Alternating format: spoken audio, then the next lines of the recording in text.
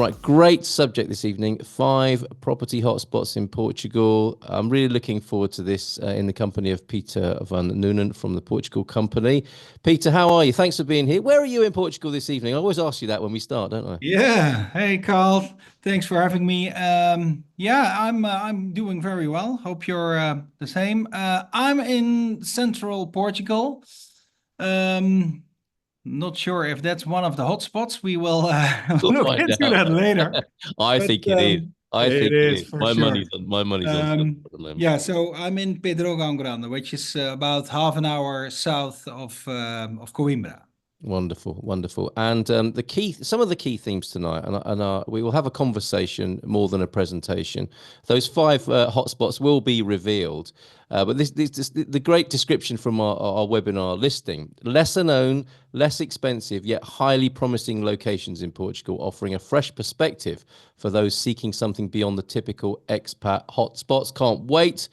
And choosing the right location, this is what you're all about, isn't it? And maybe we'll start by you telling us a little bit about what you do, Peter, and your partner, Elise, and the Portugal Company. Choosing the right location goes beyond just making a smart investment. It's about how your environment, climate, and daily activities impact your overall experience. By attending this webinar, you'll gain valuable insights into making an informed decision that not only makes financial sense, but enhances your lifestyle. And that balance is really important to you, I think, in the way that you work and consult with people, right, Peter? Tell us more about your company and your approach, if you will. Yeah, sure. So the company is called the Portugal Company, and we started in 2016, 2017 as a buyer's agency because there were a lot of questions coming in. They are still coming in heavily about what really is different when it comes to buying property here in Portugal. So I'm Dutch. My partner Alice is Portuguese, and we are both very passionate about real estate, about houses, and about Portugal. We are living here since '98. My wife a little bit longer, Alice. So yeah, we are really passionate about buying property and helping people to invest here in Portugal. I might have tell a couple of times, but it's like we always try to focus on 1 or 2 regions, but it's simply not possible. We really want to do Portugal as the entire country because, well, geographically, it's not the biggest country on earth, let's be honest. But we like Portugal. So that's also why we will touch upon these 5 hotspots from north to south tonight. We help people, yeah, first of all, looking for the right location. So we do a lot of calls, sometimes here at the ground in Portugal, face to face, sometimes online, like tonight. We would like to know a lot about your kind of wish list, your demands, what kind of climate, things like that, budget, but also what kind of lifestyle, which is very important for us to know. And then we come up with a list of potential properties that we kind of do a desk research for. And after that, we when people are at the ground, we go to visit them. So last week, for example, we were in the region of Porto with a gentleman from New York State.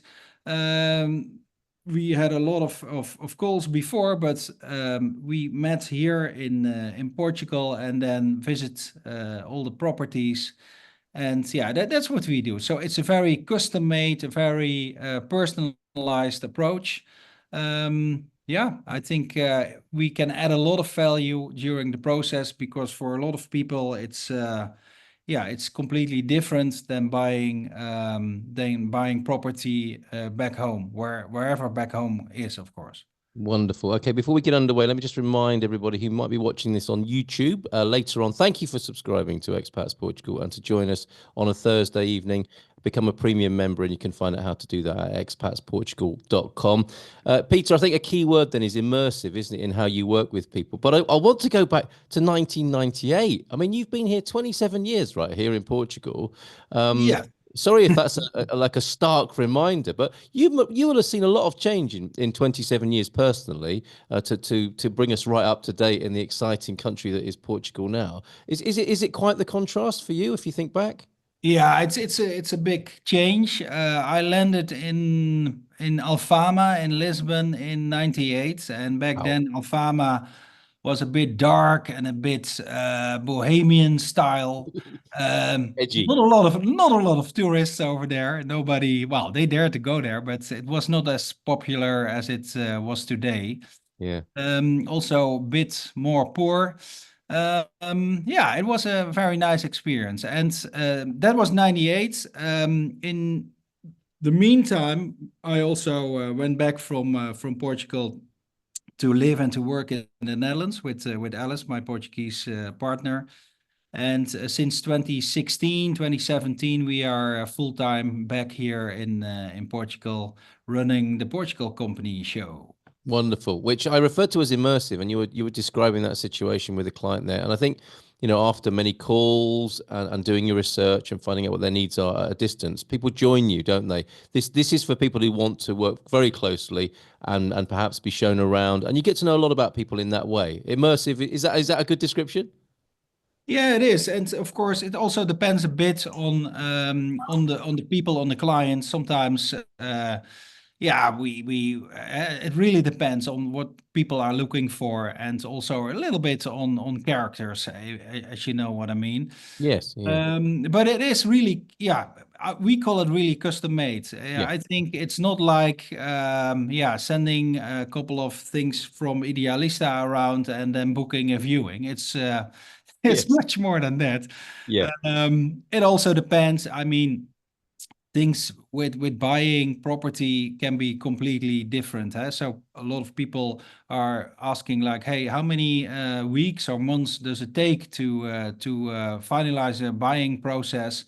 Or yeah, things like that. That really depends on what you're buying. If it's a new build apartment in a city, it can be quite well, it's never standard, but it can be quite easy. But if mm, it's a quinta from 200 plus years old in the middle of the Alentejo, for example, then things can be completely different, which is very interesting also I'm for us. sure. We are Yeah. always learning about it.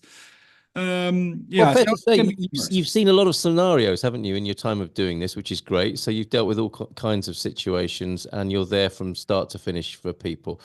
So let's just say a few hellos before we get into well, it's probably number five, isn't it? And counting down to the number one. But La Ronda's here in Pismo, Diana B, also Jose Cruz in Santa Cruz, and also love the natural beauty of the Alentejo as well. Thank you for that. Are those two hotspots that you're naming there that you're name checking there? Just say, I'm checking out my list now. but not. Yeah, You I've don't. come You don't have to very say yet. close. You don't have to say yet. Pedro also here. Boa noite a todos. Pai de Galas.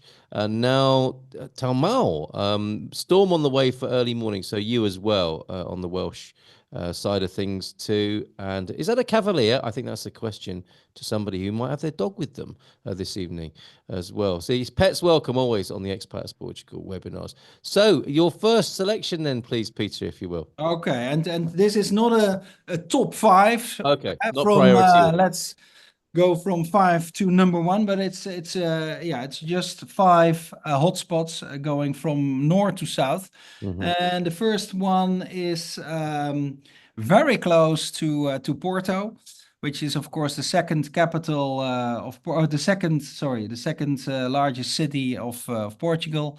It's Matosinhos. Matosinhos is a very nice port, and port not as in port wine, but port as in a port, right?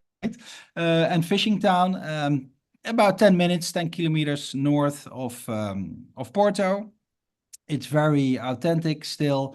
It has a bit of like a rough edge because of the fishermen, the port, of course. It's still very authentic. Lifestyle is great. If you want to go to the beach to surf or just to walk around, it's beautiful. It's yeah, one of my favorite villages or towns close to Porto. And what we always like, Carl, is a kind of proximity to Porto or to Lisbon, if you know what I mean. So Yeah. I like it because it's 10 minutes. Matosinhos has a very good connection by metro, Yeah. not an underground, but a metro system into Porto City. It's beautiful. It's yeah, as I said, a bit rough, so it has a very strong character. I think people that know Portugal a bit by now, they I think can assume that the characters in the north of Portugal are a bit stronger. They are yeah, very nice. Food-wise, it's great. It has a lot of lovely seafood all year round. Yeah, so I think it's also a little bit more affordable than the big city Porto itself. Yes. Although it's very very close, as I said, by car or even better by this metro connection. So yes, that's why we put Matosinhos on, well, not on number one, but tonight as number one from the five hotspots. One of the five hotspots. Yeah, It's a good pick. And Jose Cruz agreeing, lovely area. We walked along the Douro from Porto to that town and had lunch there. So it's walkable from if you're in the Cruz family there, which is good to know too, as well as the metro connection that you mentioned. And you can learn how to swear in Portuguese, I think is basically what you were saying. We're not going to yeah, be doing that with Philomena at any time, I don't think. But if you want to learn how to swear in Portuguese, maybe go to Matosinhos. And a bit of a hipster vibe, because as well as the industrial and the traditional, there seem to be startups yeah. and new businesses there. Am I right in thinking that? Yeah, definitely. And I think that makes these villages or these towns very close to the big towns very interesting. Yeah. Surprisingly, we are talking a bit more about these tonight.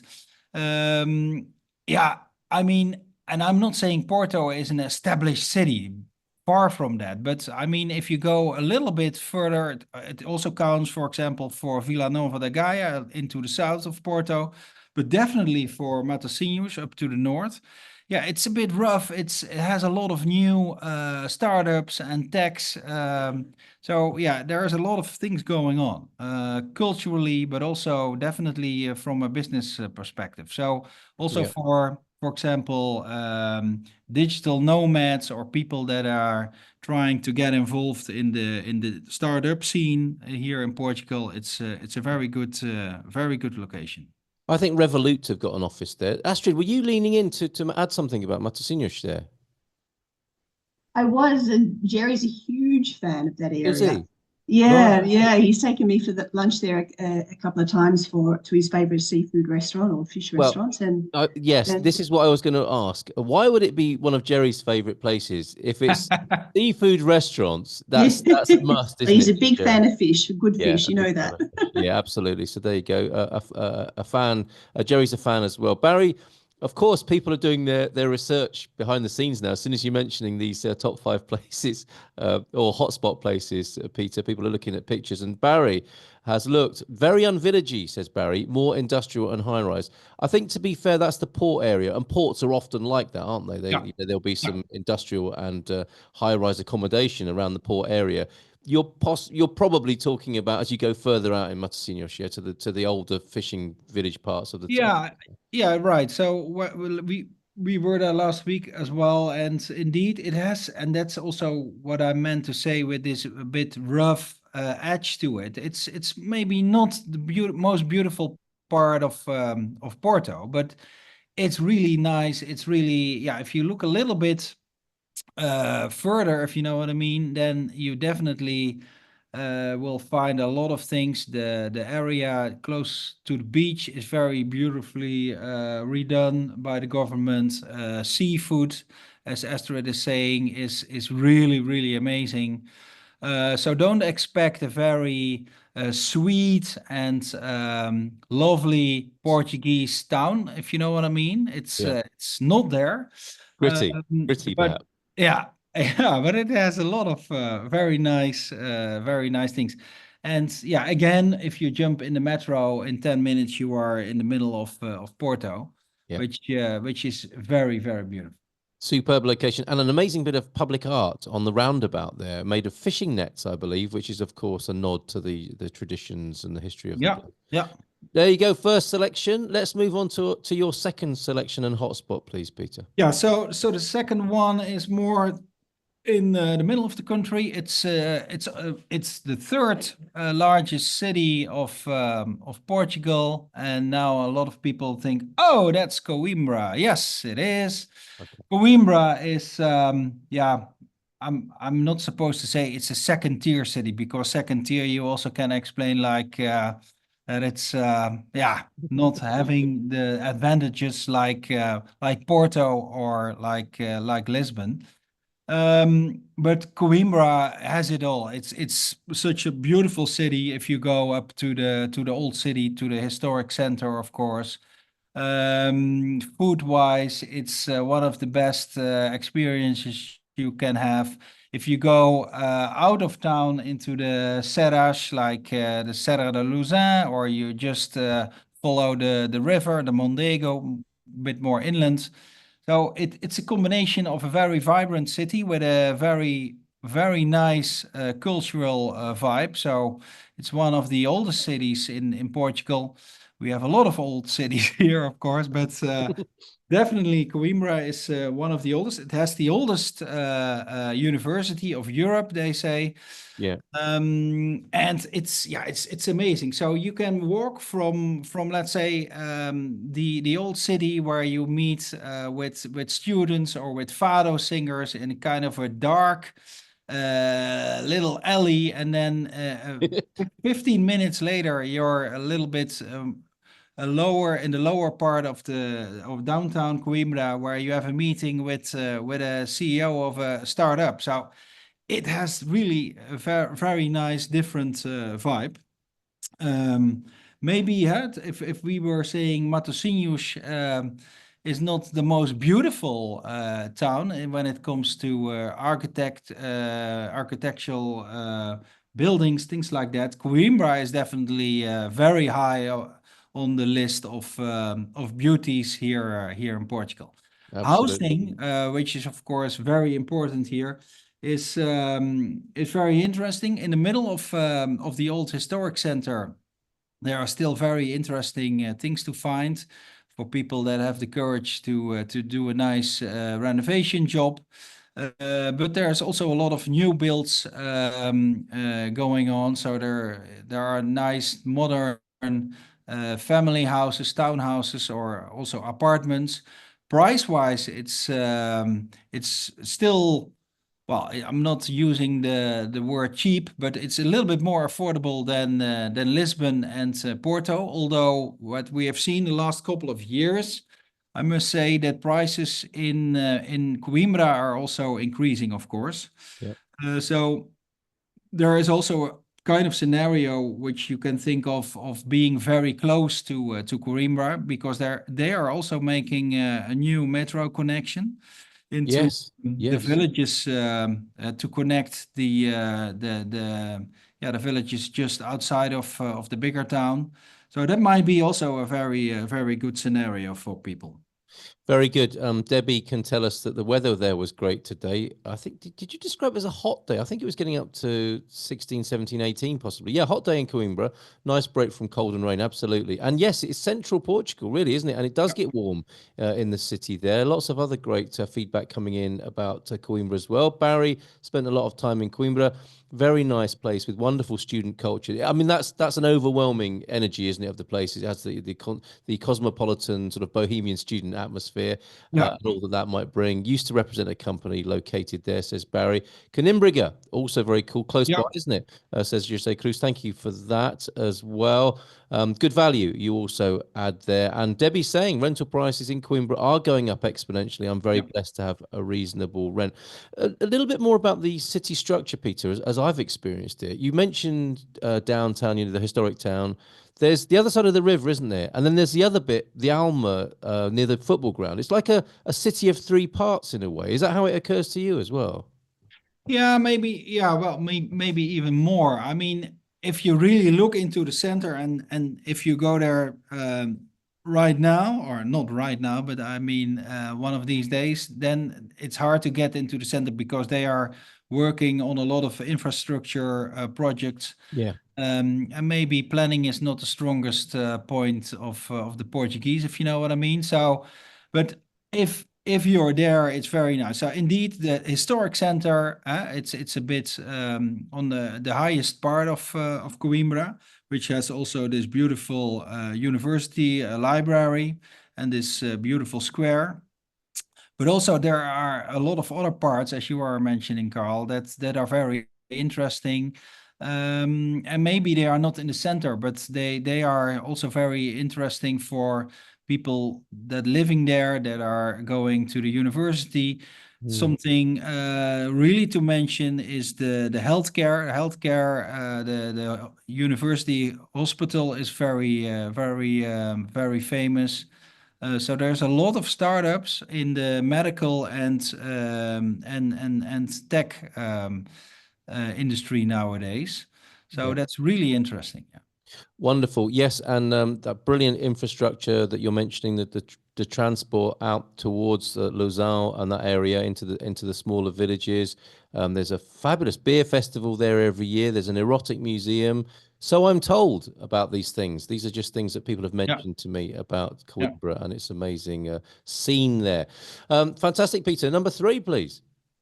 Number 3 is very close to Coimbra. It's the region. It's not a village or a town, but it's the region that we call the center of Portugal, Região Centro. It means it's a little bit, yeah. It's a big region. So maybe it has Coimbra as the main city in its middle, but it's also Serra da Estrela. It's also where we are, a little bit south of Coimbra in Pedrógão Grande. But think about a very green and a very rich region when it comes to rivers, when it comes to lakes. Mountains in Portugal are not very high, but the Serra Estrela, it's about 2,000 meters high. So you can imagine walking there right now in the winter time. Sometimes it snows, but also in other mountainous regions like the Serra de Lausanne, it's very beautiful, and I think it's fair to say this is the region with the best quality of life. So you still can buy very interesting property with abundant land around it for a very good price.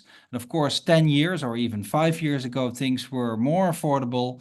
Also here in the center of Portugal, but still there are things that are very affordable. Last week we were with a family of Israel here in the region visiting, and they were really surprised with the price level. And of course, if you are investing in property that has still a lower price, it comes also with some work, with some remodeling, but that's also a big opportunity. Yeah, I can't get enough from this region. We ourselves bought a small quinta here in 2014. Yeah, we are still in love with it. So it's nice when it comes to activities outdoors. Outdoor sports is big. Very good food. Wines are great. And if you want to go to a bigger city, then you jump in the car and you're in 30 minutes, you're in Coimbra. And you Yeah, don't have to pay so love much on it. the toll road anymore, do you? As of the 1st of January, it's Yeah, cheaper to yeah. get to the big city, which I'll talk about a little bit in the town hall session. Yeah, a really good shout out there. Would Castanheira de Pera be part of that landscape as well that you're speaking of? Yeah, definitely. That's also one of the cities here, or the villages here in the center, Castanheira de Pera. It's also beautiful. We have Figueiró dos Vinhos, but it also goes a little bit not completely towards the coast, but yeah, it's also very easy to go to the beach, to Nazaré, or to one of the more northern beaches here in the region. Yeah, it has it all. And also, yeah, I mean, yeah, just whatever you're looking for, it's here. It's very You're a nice. fan. You're a fan, and I suppose if people are fixed on being on the coast, they need to know about river beaches, don't they? And how fabulous they are in central Yeah, Portugal as yeah, an alternative to going to the yeah. coast. Yeah, I mean, it's of course it's hard to compare if you're really a fan of the Atlantic beaches, Yes, especially in yeah, this region. Take Nazaré. We were there in December with friends that were over from the Netherlands.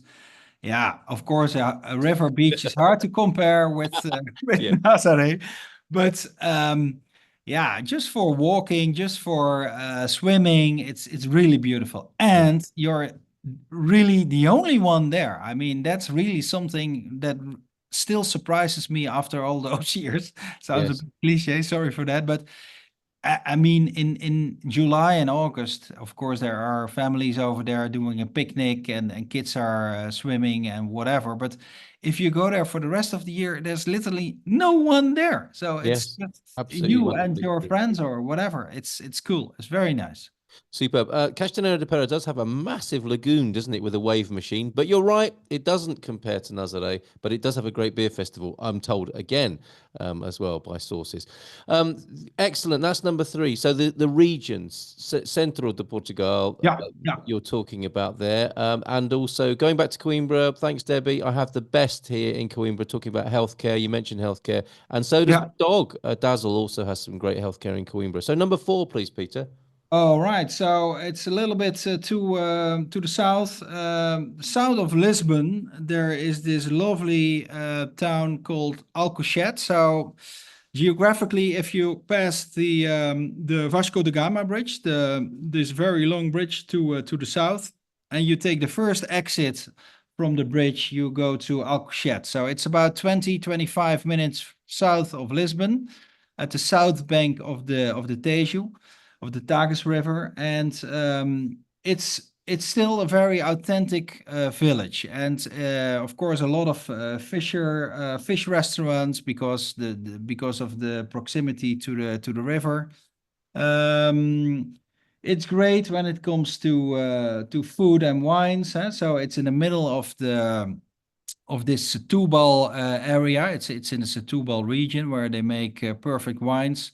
Burgoyne, well, all these wines you Melinda, can know. Melinda. Yeah, Yeah. Ermelinda. Yeah, that's one of the biggest ones over there. Yeah, and it's still very you can't compare it with nothing in nothing with Matosinhos, but in one thing, yes, it's still a little bit like this fishing vibe. You know, it's really people are over there. They are into the because the river over there is connected with the Atlantic, so there's a high tide, low tide. So a lot of people are looking for ameijoas, for clams, fishing, little boats. It's very lovely. And again, the proximity to Port to the capital, to Lisbon, it's very easy to every time because we sometimes go there. We want to go to the city center. It's 20-25 euros with a Uber or with a taxi, or by car it's 20 minutes. It's yeah, it's nice. I think it has yeah the best of both worlds, if you know what I mean. Lovely authentic village, but very close to the big city. And that bridge is an amazing piece of engineering, isn't it? It's exciting to be traveling either Yeah, south or yeah. north on that, and the great vibe that that bridge offers. We've have Debbie who stayed there in 2023, lovely and pretty quiet in Alcochete as well. Thank you for providing how to spell it. Ah, Diana B, thank you. Yes, we may need to get all of these spellings to you during the evening here. We're on number four, which is Alcochete. Debbie also saying the city buses run from Lisbon to Alcochete, and they're really good value as well. The other thing about Alcochete that you might like to address, Peter, what if they build an airport there? Yeah, well, they made the decision last year to have the new international airport of Lisbon built in Alcochete. Right. They also said maybe in 10 or 15 years from now. Well, let's see. It took the government exactly 50 years, so 50 years to make the decision. So I'm very welcoming it. Let's see what's gonna happen Yeah. next 10 or 15 years. Yes. Um, yeah, it's yeah, for me it's okay because it's even closer. Although 20 minutes to the existing airport is also good, right? Yeah, Oof. and the earliest I heard the airport might be built, barring any kind of blockages in the way, environmental or planning, is 35, I think, and or 2036 at the latest is what's being said. I'm sure these things are subject to change, but you've Yeah. still got a good 10 years to enjoy the peace and quiet of Alcochete if you choose the right part of that place there. Good call on that. Who was that? Who mentioned that? Thank you very much. Oh, Marcos. Good evening to you, Marcos. Good to see you here again this week. Yes, and I won't ask the question that you asked yet, Ignis, because it might be number five. It kind of should be. I went there in the last few months and I thought this is a fabulous city. I wonder if it might be one of Peter's. What is number five, Peter? I'm really curious what what they are mentioning. Well, the fifth is in the Algarve, although it's not the one that is the most famous one in the Algarve. It's Silves, so it's set a little bit in the in the backyard, so to say, of the Algarve, 15 minutes inland. Silves is very nice. It's a bit of yeah, what's Silves about? It has a lot of cultural attractions. It's as I said, not at the coast. It's at the other side of the 125. People living in the Algarve, they know what I'm mentioning about the big tollway, the big highway that divides the Algarve, so to say, from east to west. Yeah, still a little bit inland, so about 15 minutes to most of the famous beaches and also to the golf courses. So don't expect this very posh setting, if you know what I mean, like a lot of the resorts have in the Algarve. So Silves doesn't have a resort feel at all. It's a very old town with a very nice fort or a very nice castle. Has a gorgeous setting within a lot of these oranges fields. A little nice lake. Yeah, it's very nice. Although, if you need more action, like a beach or golf or one of these tourist things, which I don't like in the Algarve, yeah, that's only 15 or 20 minutes away. So, Very good. Yeah. You can, and again, you won't have to pay the on the A22 anymore if you get yeah, that far, if you go that far east in the Algarve. And a good point, good call there, Peter. Not all of the Algarve is the same, is it? It's a vast frontier, really, with yeah, many different aspects to its character. So don't expect just golf courses and resorts no, wherever you go. Silvish being a notable example that you've picked tonight, and another great place for fish, I think, as well. Fish. yeah. Fishing and eating fish has figured quite highly in your ratings this evening, I think. Yeah, I think it's well that's my personal favorite, let's be honest, but also it's hard to escape here in Portugal, right? I mean, Yeah, for sure. with this long coastline, it's perfect. Yeah, and Silvish is very nice. Yeah, and it's yeah, I think it's a kind of safe haven still in the Algarve, which is Very good.